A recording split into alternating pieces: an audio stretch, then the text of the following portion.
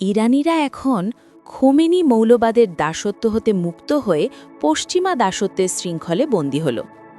ইতিহাসের পুনরাবৃত্তি কি আবেই হয়? যেমন নবাব সিরাজউদ্দৌলার শাসন থেকে মুক্ত হতে তৎকালীন জনগণ ব্রিটিশদের দাসত্ব বরণ করে নিয়েছিল। পরিণামে দীর্ঘ ১৯০ বছর তাদের ব্রিটিশদের গোলামি করতে হয়েছিল। বর্গীদের দাসত্বের চেয়ে ঘরের মানুষের শাসন হাজার গুণ ভালো। এটা ইরানের জনগণ খুব দ্রুতই হাড়ে টের পাবে।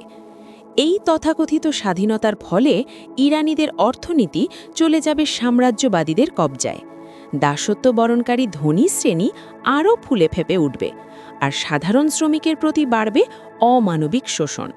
হ্যাঁ, তবে ইরানিদের তথাকথিত ব্যক্তিগত স্বাধীনতা আর নারীদের চলাফেরার স্বাধীনতা হয়তো অবাধ থাকবে, কিন্তু বিনিময়ে ইরানের নিজস্ব সংস্কৃতির সমাধি ঘটবে, জায়গা করে নেবে পশ্চিমা সংস্কৃতি।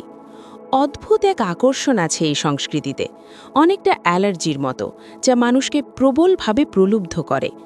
কারণ তাদের জগৎটা শুধুই দুনিয়াবি চাকচিক্যময়, ঠিক যেমন টিকটক, শর্টস কিংবা রিলসের মোহ। এভাবেই পশ্চিমাদের আগ্রাসনে প্লিহবি থেকে অর্থবহ ধর্ম আর সংস্কৃতি, তা সে ইসলাম হোক, সনাতন হোক কিংবা বৌদ্ধ, একদিন চিরতরে হারিয়ে যাবে।